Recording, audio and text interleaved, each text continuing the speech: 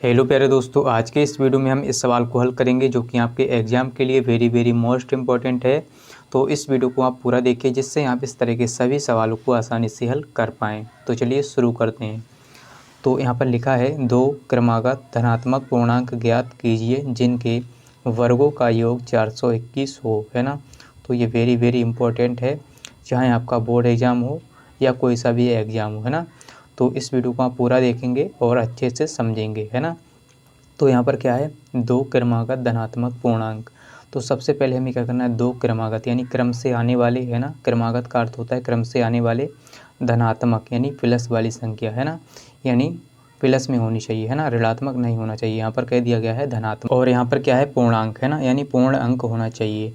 ऐसे देखिए, ऐसा नहीं होना चाहिए ऐसे 1/2 है ना, 3/2 है, तो ये पूर्णांक नहीं है ना। ऐसे 1 सही 1/2 है, ये ऐसा नहीं होना चाहिए, यानी पूर्ण अंक होना चाहिए, है ना। तो हम क्या करेंगे, जब भी इस तरह के सवालों को हल करेंगे तो सबसे पहले मान लेंगे, है ना। क्या करेंगे, मानेंगे यहाँ पर। तो दो क्रमागत धनात्मक पूर्णांकों को हम मान लेंगे, है ना। पहला क्या मानेंगे, पहला मान लेंगे x और दूसरा हो जाएगा x+1। तो यहाँ पर हम लिखेंगे माना, यहाँ पर हम लिखेंगे सबसे पहले माना, है ना। तो आपको ध्यान से समझना है, माना पहला क्रमागत, है ना, क्रमागत यानी क्रम से आने वाला, है ना। पहला क्रमागत धनात्मक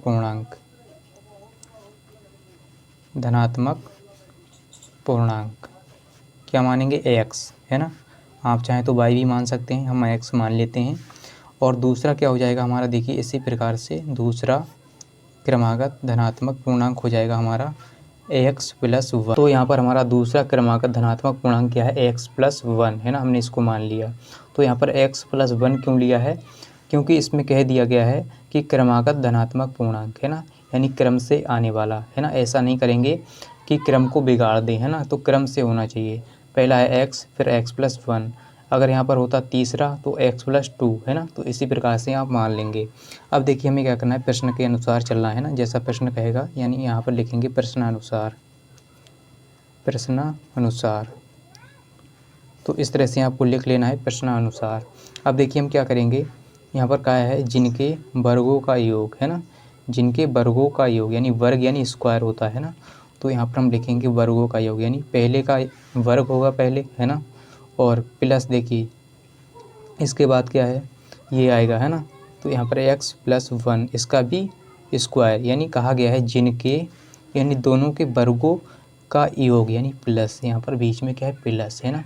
जिनके वर्गों का योग यानी इसका वर्ग हो गया, योग कितना है 421, तो बराबर में 421। तो अब हम क्या करेंगे, इसको आगे हल करेंगे, यानी इसको सॉल्व करेंगे आगे, है ना। तो यहाँ पर देखिए x² है, x² और प्लस, अब देखिए x+1 का होल स्क्वायर, यानी a+b का होल स्क्वायर सूत्र बन गया, है ना।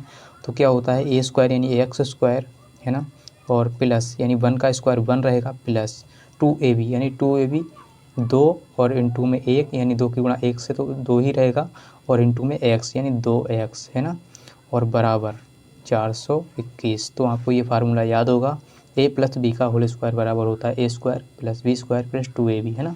तो इसी सूत्र को हमने इसमें लगाया, है ना। अब देखिए हम क्या करेंगे, यहाँ पर ये x² और x² मिलकर हो जाएगा 2x², है ना, और हमारा प्लस में 1 है और प्लस में 2x, और देखिए हम 421 को इस तरफ लाएंगे तो माइनस का हो जाएगा 421, है ना, ये माइनस का हो गया। अब यहाँ से हम क्या करेंगे, यहाँ पर लिखेंगे 2x² और ये प्लस का 2x, और यहाँ पर देखिए ये प्लस का 1 है और ये माइनस का 421। तो 421 में से 1 को घटा देंगे तो माइनस का बचेगा 420, है ना, और बराबर में 0। अब देखिए यहाँ से हम क्या करेंगे, 2 यहाँ से हम कॉमन लेंगे, 2 कॉमन लेंगे तो 2 यहाँ से कॉमन हो जाएगा, अंदर बचेगा x² और प्लस का x माइनस का 2 दूनी 4 और 2 एकम 2 यानी 210, है ना, और बराबर में 0। अब देखिए इस 2 को हम क्या करेंगे, इस तरफ भेज देंगे बराबर के, यानी 0 हो जाएगा, है ना। तो यहाँ पर हमें क्या मिलेगा, x² प्लस का x माइनस का 210 बराबर 0, है ना। अब इतना करने के बाद आप क्या करेंगे, इसका गुणनखंड करेंगे, है ना। तो गुणनखंड करना आपको आता होगा, और नहीं आता तो आप सीख जाएंगे। तो यहाँ पर देखिए क्या है, 210 है ना, यानी इस 210 की गुणा करेंगे इस x² के गुणांक से, तो इसका गुणांक कुछ नहीं तो यहाँ पर 1 होगा, है ना। तो इसकी गुणा यानी 210 की गुणा 1 से करेंगे तो 210 ही आएगा। तो हमें ऐसी दो संख्याएं ढूंढनी है कि जिनका गुणा करें तो 210 आ जाए और उनको घटाने पर, यहाँ पर माइनस है तो घटाने पर 1 आ जाए। इसके आगे कुछ नहीं तो 1 होगा, है ना। तो घटाने पर हमें लाना है 1, यहाँ पर माइनस है इसीलिए हमें घटा के 1 लाना है और गुणा करें तो 210 आ जाए। तो अब हम क्या करेंगे, इस 210 का अभाज्य गुणनखंड करेंगे। यहाँ पर लिखेंगे 210 और हमें दो संख्याएं खोजनी है ना। तो 210 का अभाज्य गुणनखंड, तो सबसे पहले 2 से 2 एकम 2 और यहाँ पर 2 पंजे 10, है ना।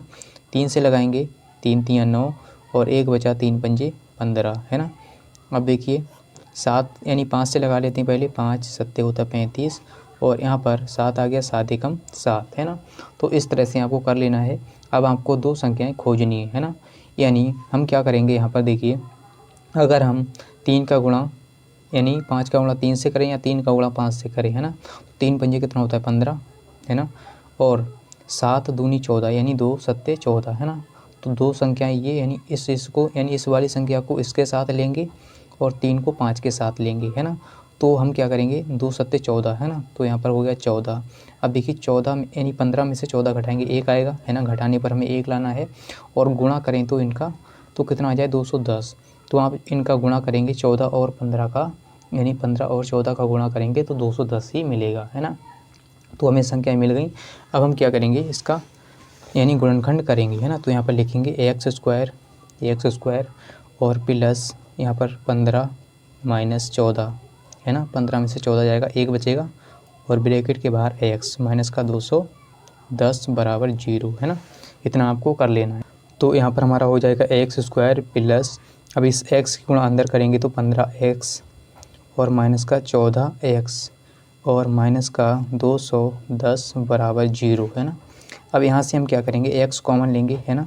तो x कॉमन लेंगे, अंदर बचेगा x प्लस का 15 और यहाँ से माइनस का 14 कॉमन लेंगे इन दो पदों से, तो यहाँ पर बचेगा x प्लस का और प्लस का 14 एकम 14 और यहाँ पर बचा 7, 14 पंजे 70, है ना, यानी 15, है ना, और बराबर में 0।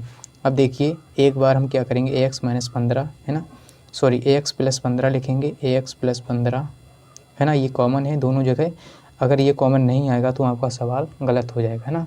तो एक जैसी ब्रैकेट होनी चाहिए। तो x प्लस 15 और एक ब्रैकेट में x माइनस का 14, है ना, और बराबर 0। अब देखिए एक बार इसके बराबर 0, एक बार इसके बराबर 0 रखेंगे, तो x प्लस 15 बराबर 0 रखेंगे तब कितना हो जाएगा x बराबर माइनस का 15, है ना। तो ये प्लस का इधर आया तो माइनस का हो गया। अब हम क्या करेंगे यहाँ पर देखिए एक बार क्या करेंगे x माइनस 14 बराबर 0 रखेंगे, तो यहाँ से हमें मिलेगा x बराबर प्लस का 14, है ना। तो यहाँ पर हमें x के दो मान मिले हैं, x बराबर प्लस का 14 और x बराबर माइनस का 15, है ना। तो हम कौन सा लेंगे, है ना, ये आपको ध्यान रखना है, कौन सा वाला लेंगे हम, x बराबर प्लस का 14, क्योंकि सवाल में कहा गया था दो क्रमागत धनात्मक पूर्णांक यानी धनात्मक वाला हमें लेना है ना, यानी प्लस वाला हमें लेना है। तो इसको हम नहीं लेंगे, x बराबर लेंगे प्लस का 14, है ना। तो यहाँ पर देखिए यहाँ पर पहला क्रमागत धनात्मक पूर्णांक हमारा है x, है ना। तो यहाँ पर हम लिखेंगे पहला क्रमागत धनात्मक पूर्णांक क्या हो जाएगा, x था हमारा, है ना। तो x बराबर कितना है 14, तो पहला 14 हो गया। अब दूसरा क्या होगा, तो यहाँ पर हमारा दूसरा क्रमागत धनात्मक पूर्णांक क्या हो जाएगा, है ना, वो क्या था x प्लस 1, है ना। तो x प्लस 1 था। अब देखिए x की जगह हम रखेंगे 14 और प्लस का 1 यानी 15 हो जाएगा, है ना, 15। तो ये हमारा दूसरा हो गया 15, है ना। तो यहाँ पर हमारा पहला क्रमागत धनात्मक पूर्णांक है 14 और दूसरा क्या है, यानी दूसरा हमारा x प्लस 1 था, तो हम इसमें 14 में 1 जोड़ेंगे 15 हो जाएगा। और पहला क्या था केवल x, तो x बराबर हमारा 14 है, तो पहला हो गया x, दूसरा हो गया 15, है ना।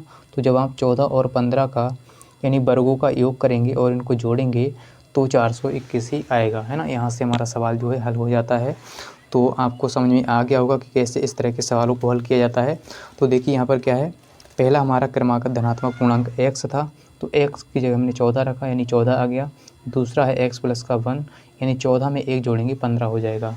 तो इस तरह से आपको इस सवाल को हल करना है, यानी इस तरह के जितने भी सवाल हों आपको इसी तरह से हल करना होता है। तो उम्मीद करता हूँ कि आपको समझ में आ गया होगा कि कैसे इस तरह के सवालों को हल किया जाता है। और अगर आपको ये वीडियो अच्छा लगा है तो वीडियो को लाइक कर दीजिए और चैनल को सब्सक्राइब कर लीजिए, जिससे आपको इसी तरह के वीडियो मिलते रहें। और अपने दोस्तों के साथ इस वीडियो को शेयर करिए और मिलते हैं अगली वीडियो के साथ। आज के लिए इतना ही। जय हिंद।